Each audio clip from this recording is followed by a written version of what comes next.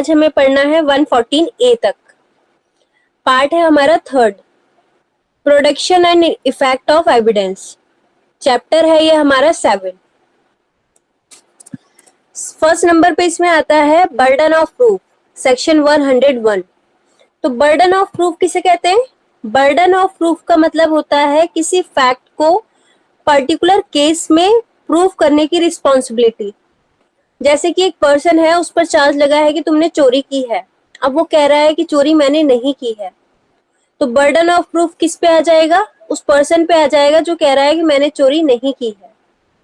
लेकिन जो generally section 101 होता है, ये शिफ्ट नहीं होता, ये प्रोसिक्यूशन के ऊपर होता है, यानी कि ये विक्टिम के ऊपर होता है। जैसे एक लड़की कह रही है इस लड़के ने मेरे साथ बदतमीजी की, तो अब बर्डन ऑफ प्रूफ किसके ऊपर है? लड़की के ऊपर है कि वो साबित करेगी कि उस लड़के ने उसके साथ बदतमीजी की थी या नहीं की थी। तो 101 में बता रखा है कि जो बर्डन ऑफ प्रूफ है वो शिफ्ट नहीं होता। सेक्शन 101 से लेके 103 तक जनरल प्रोविजन दे रखे हैं, और 104 से लेके 114 बताता है कि किसी पर्टिकुलर पर्सन पर बर्डन ऑफ प्रूफ होगा। देखो, ये इसके दो तरह के प्रिंसिपल होते हैं। 101 जो है बेयर एक्ट में जो लैंग्वेज दी गई है, हम उसको बाद में पढ़ेंगे, पहले हम इसको समझ लेते हैं कि ये होता क्या है। इसके दो प्रिंसिपल होते हैं। पहला है ऑनेस्ट प्रोवेंडी, बर्डन ऑफ प्रूफ। अगर कोई पार्टी एलिगेशन लगाती है अफर्मेटिव पोजीशन, तो वो उसी को प्रूफ करना होगा। जैसे अभी मैंने एग्जांपल दिया एक लड़की का, लड़की कहती है लड़के ने मेरे साथ छेड़छाड़ की है, तो बर्डन ऑफ प्रूफ किसके ऊपर होगा? लड़की के ऊपर होगा। फैक्टम प्रोबेंस, प्रूविंग ऑफ फैक्ट, उन तथ्यों की जिनको प्रूफ करने की जरूरत है, वो मटेरियल फैक्ट जिनके ऊपर पार्टी रिलाइड होती है, जिस फैक्ट को प्रूव करने की जरूरत होती है। जैसे कि क्रिमिनल केस में, तो क्रिमिनल केस में हम ये कह सकते हैं कि बर्डन ऑफ प्रूफ किसके ऊपर आएगा? एक केस था MD Alamuddin versus state of Assam, 1992 का ये केस था। इसमें कहा गया था कि डिफेंस वर्जन जो है वो गलत हो सकता है, तो प्रोसिक्यूशन पर डिपेंड करता है कि वो बर्डन ऑफ प्रूफ देगा, मतलब प्रूफ उसके ऊपर आ जाएगा, बर्डन उसके ऊपर आ जाएगा कि वो प्रूफ करेगा। सिविल केसेस में प्लेंटिफ के ऊपर होता है बर्डन ऑफ प्रूफ, ठीक है। सिविल केसेस में किसके ऊपर होता है? प्लेंटिफ के ऊपर होता है। अब आता है सेक्शन 101। क्या कहता है 101? इसमें बताया गया है कि जो कोई कोर्ट से ये डिजायर करता है कि कोर्ट किसी लीगल राइट या डिसेबिलिटीज के बारे में जजमेंट दे जिस पर वो वेस्ट है, उस पर्सन को प्रूव करना होगा। जब कोई पर्सन किसी फैक्ट की एग्जिस्टेंस को प्रूफ करने के लिए बाउंड होता है, तब बर्डन ऑफ प्रूफ उसके ऊपर लाई करता है।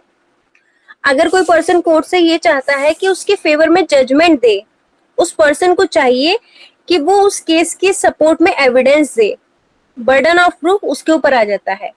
इसमें एक लैटिन मैक्सिम है, ई आई इनक्यूम्बिट प्रोवेंटी क्यू डेसिट नॉन क्यूई नेगिट। इसका मतलब है बर्डन ऑफ प्रूफ उस पर्सन पर होता है जो फैक्ट के एग्जिस्टेंस को असर्ट करता है, ना कि उस पर डिनाई करता है। ये जो मैक्सिम है ये मैं अभी ग्रुप में सेंड कर दूंगी, जिसका मतलब होता है कि जो बर्डन ऑफ प्रूफ होता है उस पर्सन पे होता है जो फैक्ट के एग्जिस्टेंस को असर्ट करता है, ना कि उस पर जो डिनाई करता है। देखा होगा जब चार्जशीट आती है, चार्जशीट में कितने सारे पेपर्स लगा के भेजते हैं प्रोसिक्यूशन की साइड से, तो वो सारे क्या है, उनके ऊपर बर्डन ऑफ प्रूफ आ जाता है कि आपने एफआईआर दी तो आप कैसे उसको सपोर्ट करोगे, क्या क्या एविडेंस है। बाद में शिफ्ट हो जाता है बर्डन ऑफ प्रूफ, वो किसके ऊपर आ जाता है? एक्यूज्ड के ऊपर आ जाता है। तो ये जो एक्यूज्ड वाला जो बर्डन ऑफ प्रूफ है वो हम आगे के सेक्शन में पढ़ेंगे, लेकिन 101 में बता रखा है कि शिफ्ट नहीं होता, प्रोसिक्यूशन पर रहता है। क्लियर है इतना? आर्यन, हरमन? जी दीदी। हरमन, डाउट है? नहीं दी, अभी क्लियर है। 102 है ऑन वूम बर्डन ऑफ प्रूफ लाइस, सबूत का भार किस पर होता है? तो किसी प्रोसीडिंग्स या सूट में बर्डन ऑफ प्रूफ उस पर लाए होगा जो फेलियर हो जाएगा, ठीक है, इसमें कहा गया है कि उस पर्सन पे होगा जो फेलियर हो जाएगा। एग्जाम्पल है, ए बी के ऊपर सूट लाता है कि एक लैंड के ऊपर जिसके ऊपर बी का पोजीशन है, तो उस लैंड के बारे में बी असर्ट करता है जो लैंड है वो ए की है या उसके फादर को वसीयत से मिली है। तो यहाँ पे उसको एविडेंस देना होगा कि आखिर ये जो है ये लैंड किसकी है, किसके पोजीशन में है। क्लियर है? देखो इतना याद रखना कि 102 जो है वो 101 का प्रोवाइजो है, एक तरह से एक्सेप्शन है।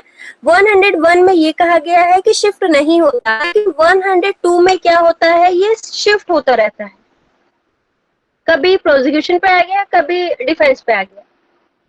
ठीक है, जी दीदी। एग्जाम्पल से समझाते हैं। दो पर्सन है, एक पर्सन कह रहा है कि मेरी लैंड है, दूसरा पर्सन कह रहा है कि ये मेरी लैंड है।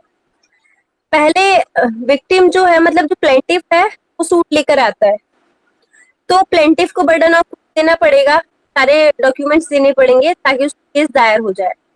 फिर जब डिफेंस के लिए डिफेंडेंट बुलाया जाएगा, फिर उसको प्रूफ देने एविडेंस लेंगे कि हाँ ये लैंड मेरी है। तो ये शिफ्ट होता रहता है 102 में। 101 में प्रोसिक्यूशन पे था, 102 में शिफ्ट हो जाता है। क्लियर है? 103 burden of proof as to particular fact. अगर कोई पर्सन चाहता है कि पर्टिकुलर फैक्ट के बारे में कोर्ट बिलीव करे, उसको प्रूव करने के लिए प्रोविजन, तो वो उस पर्सन पर आ जाता है बर्डन ऑफ प्रूफ। अब हम इस वाले सेक्शन को कह सकते हैं कि यहाँ पे एक्यूज्ड पर आ जाता है, 103 में एक्यूज्ड पर आ जाता है। जैसे कि ए को चार्ज किया गया है बी के मर्डर के लिए, ए कोर्ट के सामने ये फैक्ट लाता है कि बी ने तो सुसाइड की थी, तो ये पर्टिकुलर फैक्ट उसी को साबित करना होगा कि मैंने उसका मर्डर नहीं किया बल्कि उसने खुद सुसाइड की है। तो यहाँ पे बर्डन ऑफ प्रूफ किसके ऊपर आ गया है, एक्यूज्ड के ऊपर आ गया है। ये क्वेश्चन बहुत पूछे जाते हैं कि 101 किसके ऊपर आता है, 102, 103। तो 101 जो है वो प्रोसिक्यूशन के ऊपर, 102 शिफ्ट होता रहता है, 103 जो है वो एक्यूज्ड के ऊपर होता है कि वो बर्डन ऑफ प्रूफ को साबित करेगा। क्लियर है हरमन आर्यन? 103। जी दीदी। 104 burden of proving fact to be proved to make evidence admissible। Evidence को एडमिसिबल बनाने के लिए जो फैक्ट प्रूव किया जाना हो वो किसी पर्सन पर होगा। अगर किसी एविडेंस को एडमिसिबल बनाने के लिए उस फैक्ट को प्रूव करना होगा, ऐसा पर्सन जो एविडेंस दे रहा हो, एग्जाम्पल के लिए ए बी के द्वारा डाइंग डिक्लेरेशन प्रूव कराना चाहता है, तो यहाँ पर ए को पहले प्रूव करना होगा कि बी मर गया। मैं आपको एग्जाम्पल से समझाती हूँ, बिल्कुल सिंपल सा एग्जाम्पल। एक पर्सन है, वो आपकी प्रेजेंस में जो था उसकी बहुत ज्यादा हालत खराब थी, आपकी प्रेजेंस में वो डाइंग डिक्लेरेशन मतलब मरने वाली हालात में वो स्टेटमेंट देके जाता है कि मुझे उस पर्सन ने मारा था। अब आपको क्या करना है, पुलिस के सामने, मजिस्ट्रेट के सामने उसका डाइंग डिक्लेरेशन बताना है कि वो मुझसे ये बोलकर गया है। तो उसके लिए पहले आपको ये प्रूव करना पड़ेगा कि वो पर्सन मर गया है, क्योंकि डाइंग डिक्लेरेशन कैसे पर्सन का होता है, ऐसा पर्सन जो मर चुका होता है। तो यहाँ पे बर्डन ऑफ प्रूफ आपके ऊपर आ जाएगा कि पहले आप उस बात को साबित करेंगे कि वो पर्सन मर गया है, तब उसके बाद डाइंग डिक्लेरेशन देंगे। क्लियर है? जी दीदी। सेक्शन 101 से लेके 104 तक सिविल और क्रिमिनल दोनों पर एप्लीकेबल होते हैं। ठीक है, 101 से लेके 104 तक सिविल और क्रिमिनल दोनों पर अप्लाई होते हैं। अब आता है 104, वो 105 burden of proving that case of accused come with in exception. तो ये जो 105 है ये भी किस पर होता है, एक्यूज्ड पर होता है। लेकिन इसमें ये है जो 105 है ये सिर्फ क्रिमिनल पर ही अप्लाई होता है। ठीक है, जो हमने 101 से लेके 104 तक पढ़े हैं वो सिविल और क्रिमिनल दोनों पर अप्लाई होते हैं, लेकिन ये वाला जो है ये सिर्फ क्रिमिनल प्रोसीडिंग्स पे अप्लाई होता है। अगर कोई पर्सन एक्यूज्ड है तो उस सरकमस्टांसेस का एग्जिस्टेंस जो कि जर्नल एविडेंस या एक्सेप्शन आईपीसी में जो दिए गए हैं उस ऑफेंस को डिफाइन करने वाली लॉ के दायरे में आता है, तो उन सरकमस्टांसेस को प्रूव करने का बर्डन एक्यूज्ड पर ही होगा। यानी कि अगर कोई पर्सन कह रहा है कि मैं निर्दोष हूं, कोई एक्यूज कह रहा है कि मैंने ऐसा कोई काम नहीं किया, मुझे झूठा फंसाया गया है, तो बर्डन ऑफ प्रूफ किसके ऊपर आ जाएगा? एक्यूज के ऊपर आ जाएगा। एग्जाम्पल है, ए बी के मर्डर का एक्यूज्ड है और अनसाउंड माइंड होने पर उसने ये काम किया है, तो उस पर ये बर्डन ऑफ प्रूफ आ जाएगा कि वो ये साबित करेगा कि जब मैंने मर्डर किया था तब वहां पे मैं अनसाउंड माइंड था। क्लियर है? जी नेक्स्ट आता है 106। 106 भी बहुत इंपॉर्टेंट है। Burden of proving fact specially with in knowledge. वो फैक्ट जो स्पेशली किसी पर्सन की नॉलेज में है, उनको प्रूफ करने का जो बर्डन है वो भी उसी पर्सन पर होगा। ठीक है, इसमें बताया गया है कि ऐसे फैक्ट जो स्पेशली किसी पर्सन की नॉलेज में है, तो वहां पे उसके ऊपर ये आ जाएगी रिस्पॉन्सिबिलिटी कि वो क्या करेगा, वो उसके ऊपर बर्डन आ जाएगा कि वो उसको प्रूफ करेगा। एक पर्सन ने कोई एक्ट किया किसी और इंटेंशन से, सरकमस्टांसेस कुछ और ही बता रही हैं, तो वहां पे प्रूफ उसके ऊपर आ जाएगा। जैसे कि ए बिना टिकट के ट्रेवल कर रहा है, तो ए पर बर्डन ऑफ प्रूफ आ जाएगा। क्लियर है? इस सेक्शन को कहा जाता है कि एक मैक्सिम पर आधारित है, रेस इप्सा लिक्विटर। सुनिए, ये मैक्सिम टॉट में पढ़ी थी। जी दीदी। क्या होता है इसका मतलब? वर्ड क्या होता है? Speaks for itself. हाँ, वर्ड्स स्पीक्स फॉर इटसेल्फ।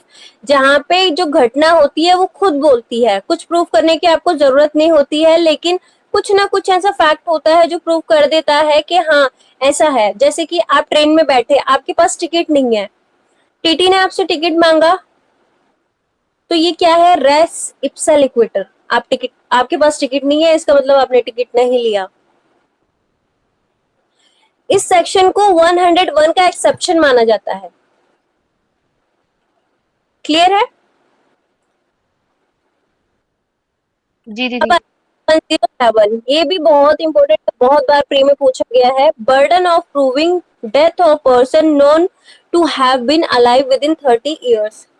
अगर ये क्वेश्चन अराइज होता है कि कोई पर्सन जिंदा है या नहीं है, और ये शो कर दिया जाता है कि वो 30 सालों में जिंदा था, तो बर्डन ऑफ प्रूफ उसके ऊपर होगा जो बता रहा होता है। अगर कोई कहता है कि वो जिंदा नहीं है, तो भी उसको प्रूफ करना होगा। ठीक है, तो यहाँ पे एक पर्सन कह रहा है कि वो पर्सन जिंदा है, तो उसे क्या करना पड़ेगा? उसको प्रूफ करना पड़ेगा। कैसे प्रूफ करना पड़ेगा? 30 सालों का मतलब रिकॉर्ड निकाल के या जैसे भी प्रूफ करेगा, उसको प्रूफ करना पड़ेगा। अगर वो कहता है ये मर गया है, तब भी उसको प्रूफ करना पड़ेगा। तो ये भी क्या है? मैंडेटरी है कि वो कैसे मरा है, इस बात को भी वो बताएगा। तो 107 में याद रखना लाइफ से रिलेटेड है, अगर कोई जिंदा है उसके बारे में बताया गया है। और 108 में बताया गया है कि किसी पर्सन को हम मरा हुआ कब मानेंगे, कितने साल में कहेंगे कि ये पर्सन, इसके बारे में कुछ नहीं पता चल रहा है। आर्यन बताओ, आप कितने सालों में मानते हैं हम आर्यन? 7 ईयर। तो ये 107 का प्रोवाइजो है, ये अपोजिट है 107 का। अगर ये क्वेश्चन उठता है कि कोई पर्सन जिंदा है या मर गया है, और प्रूफ कर दिया जाता है कि वो नेचुरली अगर जिंदा है तो सुना जाता है, लेकिन 7 साल तक जिसके बारे में हमने नहीं सुना है, तो हम ये प्रेज्यूम कर लेंगे कि वो पर्सन मर चुका है। जैसे एक लड़की है, उसकी शादी होती है, उसका हस्बैंड मिल नहीं रहा है या कहीं चला जाता है, 7 साल तक उसका कोई पता नहीं होता है। अब वाइफ दूसरी शादी कर लेती है, हस्बैंड आता है, हस्बैंड आके उस पर केस कर देता है कि इसने बाइगेमी किया है, इसने दूसरी शादी कैसे की। हिंदू मैरिज एक्ट में सिर्फ एक ही शादी की जाती है, तो क्या वो उसको पनिशमेंट मिलेगा? क्या उसने कुछ गलती की है? हरमन आप उसको पनिशमेंट नहीं मिलेगी बिकॉज उसने 7 इयर्स तक तो वेट करा है, और 7 इयर्स के बाद अगर कोई नहीं मिलता तो उसको डेथ ही मतलब माना जाता है कि उसकी वो पर्सन मतलब डेड है। हाँ, इसको हम एक तरह से, ये हमने केस का कुछ नाम याद आ रहा है, ये हमने मिस्टेक ऑफ फैक्ट में पढ़ा था।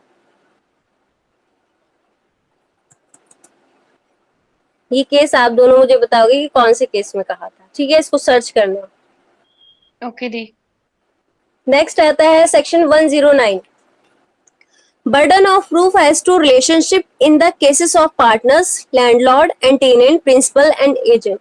अब यहाँ पर रिलेशनशिप की बात हो रही है, किसके, पार्टनर और एजेंट के बीच की हो रही है, लैंडलॉर्ड और टेनेंट की बात हो रही है। अगर ये शो कर दिया जाता है कि दो पार्टीज हैं, उनके बीच में ऐसा रिलेशन था, पार्टनर्स के तौर पर था या फिर लैंडलॉर्ड के तौर पर था, प्रिंसिपल या एजेंट के रूप में वो लोग काम करते थे, तो यहाँ पर जो लॉ है वो ये प्रेज्यूम करेगा कि उनके बीच में जो रिलेशनशिप थी वो डिस्प्यूट के टाइम पर एग्जिस्ट कर रही थी। मतलब जो पर्सन डिनाई करता है रिलेशनशिप के बारे में, उसकी एग्जिस्टेंस को उसी को प्रूव करना होगा। जैसे कि आर्यन, आपने मान लीजिए आर्यन और हरमन, आप दोनों ने अपना रूम किसी को किराए पे दिया, ठीक है, और वो पर्सन मना कर रहा है कि मैं तो इनके यहाँ किराएदार था ही नहीं, मैं रहता ही नहीं हूँ इनके यहाँ किराए पे। तो जो पर्सन यहाँ पे डिनाई कर रहा है, बर्डन ऑफ प्रूफ उसके ऊपर आ जाएगा कि आप प्रूफ करो कि आप कैसे नहीं हो यहाँ। क्लियर है? जी दीदी। सेक्शन 1110 ये भी बहुत इंपॉर्टेंट है, बहुत बार प्री में पूछा जा चुका है। ये ओनरशिप से रिलेटेड है, burden of proof as to ownership. Ownership के बारे में बताता है, जो लॉ का प्रेज्यूम्शन होता है, अगर कोई पर्सन किसी मूवेबल या इमूवेबल प्रॉपर्टी उसके पोजीशन में है तो वही उसका ऑनर होगा। अगर कोई कहता है कि नहीं मैं इसका ऑनर हूं, या फिर अगर कोई पर्सन डिनाई करता है कि ये ऑनर नहीं है, मैं ऑनर हूं इसका, तो वहां पे जो पर्सन कह रहा है उससे ये साबित करना होगा कि उसके नाम में ओनरशिप कैसे है, वो उसका ऑनर कैसे है। क्लियर है? जी दीदी। Section 111, proof of good faith in transaction where one party is in relation of active confidence। अगर ये क्वेश्चन उठता है कि दो पार्टीज के बीच में कोई ट्रांजैक्शन गुड फेथ में हुआ है या नहीं हुआ है, तो उन दोनों में से अगर कोई पर्सन एक्टिव पोजीशन में है तो बर्डन ऑफ प्रूफ उसके ऊपर आ जाता है। ठीक है, मतलब ये कह रहा है कि दो पार्टीज के बीच में कोई ट्रांजैक्शन हुआ है, गुड फेथ में हुआ भी है या नहीं हुआ है, तो उन दोनों में से अगर कोई पर्सन एक्टिव पोजीशन में है तो बर्डन ऑफ प्रूफ उसके ऊपर आ जाएगा, वो साबित करेगा कि हुआ भी था या नहीं हुआ था। जैसे कि फादर एंड सन के बीच में अगर कोई ट्रांजैक्शन हुआ है गुड फेथ में, जैसे कि पिता कहते हैं बच्चे से कि बेटा अगर तू स्कूल टॉप करता है ना तो मैं तुझे गाड़ी दिला के दूंगा या मैं तुझे पैसे दूंगा। अब वो गुड फेथ में ऐसा बोल रहा है, तो उन दोनों के बीच में कोई ट्रांजैक्शन हुआ है फादर एंड सन के बीच में, तो बर्डन ऑफ प्रूफ किसके ऊपर आ जाएगा, जो पर्सन एक्टिव होता है वो बताएगा। एडवोकेट और क्लाइंट के बीच में अगर कोई ट्रांजैक्शन हुआ है गुड फेथ को लेकर, हस्बैंड एंड वाइफ के बीच में अगर कोई ट्रांजैक्शन हुआ है। क्लियर है? जी दीदी। फिर आता है सेक्शन 111A, ये भी इंपॉर्टेंट है, प्रेज्यूम्शन एज टू सर्टेन ऑफेंसेस। इसमें कहा गया है कि अगर कोई पर्सन ऐसे ऑफेंस को कमिट करता है, जैसे कि सेक्शन 121 आईपीसी, 121 ए आईपीसी, 122 आईपीसी, 123, तो अगर कोई ऐसा ऑफेंस कमिट करता है जिस एरिया को डिस्टर्ब एरिया डिक्लेयर कर दिया गया है, ऐसे एरिया में वो कोई ऑफेंस कमिट करता है, अगर ये शो कर दिया जाता है कि वो वहां पर था, तो कोर्ट ये प्रेज्यूम लगाएगी कि हाँ उस पर्सन ने ही उस ऑफेंस को किया है। क्लियर है आर्यन, हरमन? जी दीदी। अब मुझे ये बताओ, 121 पढ़ा है आईपीसी का, 122 पढ़ा है आईपीसी का आर्यन? जी दीदी। 121 121 है, waging or attempting to wage war or abetting waging of war against the government of India.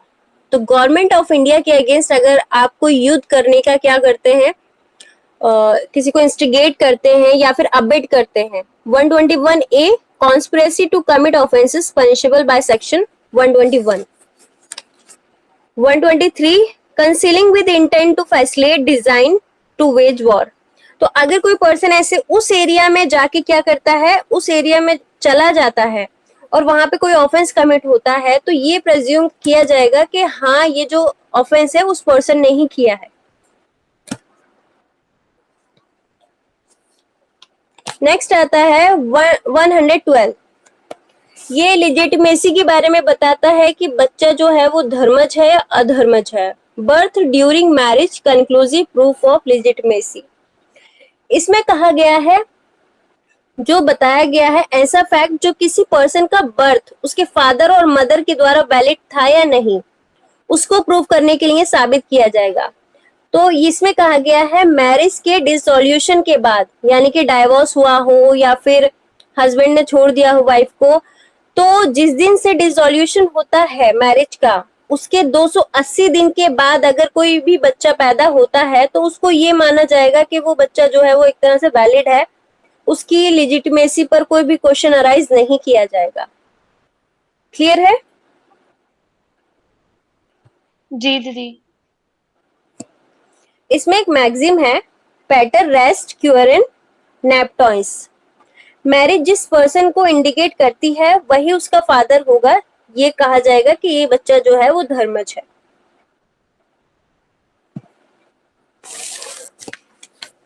Next आता है 113. 113 है proof of session of territory. अगर कोई इंडिया का गैजेटेड है, उसमें नोटिफिकेशन पास कर दिया गया है, उसके तहत ब्रिटिश टेरिटरी का portion government of India act part number 3 of 1935 commencement से पहले नेटिव स्टेट प्रिंस या फिर रूलर सौंप दिया गया है, तो ऐसी टेरिटरी के वैलिड सेशन का ये कंक्लूसिव प्रूफ होगा. ठीक है, यानी कि इसमें कहा जा रहा है कि अगर इंडिया के गैजेट का कोई भी नोटिफिकेशन आया है, कब आया है वो नोटिफिकेशन? नोटिफिकेशन जारी किया गया है 1935 में, part number 3 government of India act part number 3 1935 के कमेंसमेंट से पहले आ चुका है. तो अगर कोई ऐसा नोटिफिकेशन आ गया है तो उसको वैलिड माना जाएगा. क्लियर है? जी दीदी. 113A को इतनी बार पूछा गया है, इसमें तो मार्क कर लेना कि इसको ऐड कब किया गया था. तो 1983 में इसको ऐड किया गया था. 1983. Presumption as to amendment of suicide by a married women. Women ने अगर कोई सुसाइड कर ली है तो ये यहाँ पे ये प्रेज्यूम किया जाएगा कि उसके पति ने उसको उकसाया था या नहीं. अगर ये बता दिया जाता है कि जो सुसाइड की गई है वो 7 साल के अंदर की गई है, तो उसको यही प्रेज्यूम किया जाएगा कि उसको अबेट किया गया है, उसके रिलेटिव ने, उसके हस्बैंड ने या फैमिली मेंबर ने. कोर्ट ये प्रेज्यूम करके चलेगी कि यहाँ वहां पे क्या किया गया है, उसका एक तरह से उसको अबेट किया गया है, अबेट करके ही उसने वो सुसाइड की है. क्लियर है? इसमें बताया गया 7 ईयर के अंदर अंदर, मतलब 7 साल तक.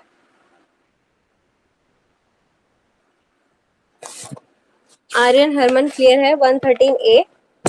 जी दीदी. 113B ये भी पूछा जाता है, इसका ऐड किया गया था 1986 में. प्रेज्यूम्शन एज टू डाउरी डेथ. अगर ये क्वेश्चन आता है कि किसी पर्सन ने महिला डाउरी डेथ किया है, तब उसकी डेथ से तुरंत पहले उसके हस्बैंड के द्वारा क्रुएल्टी की जाती थी, तो कोर्ट ये प्रेज्यूम कर लेगा कि हाँ उसने दहेज की मांग की होगी, इसलिए उसकी डाउरी डेथ की गई है. तो ये क्या है? ये प्रेज्यूम्शन है. मतलब आप कितना भी प्रूफ करने की कोशिश करो, लेकिन कोर्ट ये मान के चलेगा कि अगर किसी महिला की मौत होती है तो ये माना जाएगा, अगर जैसे मान लो उससे पहले ही कोई एप्लीकेशन दे दी है कि मेरे ससुराल वाले मुझे बहुत तंग करते हैं, मुझे डाउरी के लिए उकसाते हैं, मुझे मारते पीटते हैं, तो ये माना जाएगा कि हाँ उन्होंने उसकी मांग की थी डाउरी की। अब आता है 114, कोर्ट में प्रेज्यूम एग्जिस्टेंस ऑफ सर्टेन फैक्ट, ये भी बहुत इंपॉर्टेंट है। हाँ हाँ हाँ हाँ, 304 बी से रिलेटेड है। लेकिन आर्यन वो जो 304 बी जो है उसको कैसे करेंगे, तो ये प्रेज्यूम्शन 113 बी में ही बता रखा है, ठीक है। जैसे 304 बी में किसी पे लगा दी, किसी पे लग गया सेक्शन, ठीक है। अब वो कह रहा है कि नहीं मैंने ऐसा कुछ नहीं किया था, मैं तो वहां पे था भी नहीं और मैं तो इतनी दूर रह रहा हूँ, ऐसा मैंने कुछ नहीं किया। तो वहां पे क्या है, कोर्ट ये मान के चलेगी 113 बी में कि नहीं आपने उकसाया था, तब उसने डेथ की है, मतलब आपके द्वारा डाउरी की मांग की गई है, तब जो है उसने सुसाइड की है या आप ही ने मारा है उसको। 114 में है कि कोर्ट में प्रेज्यूम करेगा, इसमें कर सकेगा जो कि कोर्ट को लगता है कि प्राइवेट बिजनेस के दौरान ये फैक्ट घटित होता है, मतलब सिर्फ संभावना है, तो इसके एग्जिस्टेंस के होने पर कोर्ट प्रेज्यूम लगा सकेगा। कोर्ट की ड्यूटी है कि ट्रुथ को पहचानने के लिए वो नेचुरल इवेंट्स जैसे बाढ़ आना, सर्दी गर्मी, इन सब चीजों के लिए देख सकता है, प्रेज्यूम कर सकता है। जैसे कि एक पर्सन कह रहा है कि मैंने दूसरे पर्सन के लिए सामान भेजा था, जनवरी का महीना चल रहा है, वो कह रहा है मैंने इसके लिए सामान भेजा था और वो सामान रास्ते में खराब हो गया। अब कोर्ट ये प्रेज्यूम करके चलेगा कि जनवरी का टाइम है, इतनी बर्फ गिर रही है और इतना सब कुछ हो रहा है, तो कैसे मतलब साबित होगा कि इसने जो सामान भेजा था वो खराब हो गया। तो यहाँ पे कोर्ट क्या प्रेज्यूम करके चलेगा, नेचुरल चीजों को देखेगा, नेचुरल इवेंट्स को देखेगा, ह्यूमन कंडक्ट को देखेगा, प्राइवेट बिजनेस को देखेगा, उसको देख के प्रेज्यूम कर सकता है। ह्यूमन कंडक्ट, ह्यूमन बीइंग के कंडक्ट से जिसको पता चलता है कि राइट और रॉन्ग क्या है। केस था मदन मोहन सिंह वर्सेस रजनीकांत, 2010 का ये केस था। इसमें ये बात हेल्ड हुई थी कि अगर दो पार्टी के बीच में बहुत ही लंबे टाइम से लिव इन रिलेशनशिप है तो इसे walk in and walk out relationship नहीं कहेंगे, क्योंकि ये प्रेज्यूम कर लिया जाएगा कि हाँ वो एक तरह से मैरिड कपल की तरह रह रहे हैं। अब लड़का और लड़की है वो 8 या 10 साल से रिलेशनशिप में रह रहे हैं, तब उसको ये नहीं कहा जाएगा कि इनकी रिलेशनशिप ऐसी है कि वॉक इन वॉक आउट, एक तरह से ये प्रेज्यूम किया जा रहा है कि वो मैरिड कपल है। क्लियर है। नेक्स्ट आता है 114A, presumption as to absence of consent in certain prosecution for rape. बहुत इंपॉर्टेंट है ये 114A, इस बार भी क्वेश्चन पूछा गया था। इसको ऐड कब किया गया था, तो ये 1983 में ऐड किया गया था। और इसमें ये है कि मतलब रेप के बारे में प्रेज्यूम कर लिया जाएगा कि महिला ने मतलब लड़की ने अपनी कंसेंट नहीं दी थी। जैसे अब जब मेरा इंटरव्यू हुआ था तो मुझसे ये क्वेश्चन पूछा गया था कि एक लड़के ने एक लड़की का रेप किया है तो उसका प्रेज्यूम्शन कौन से सेक्शन में चलेगा, तो सेक्शन 114A में ये प्रेज्यूम्शन चलेगा।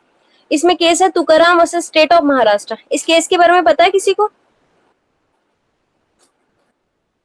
नहीं, मैं बताती हूँ, बहुत केस है Tukaram versus state of Maharashtra. इसमें ये था कि एक लड़की के साथ रेप कमिट होता है।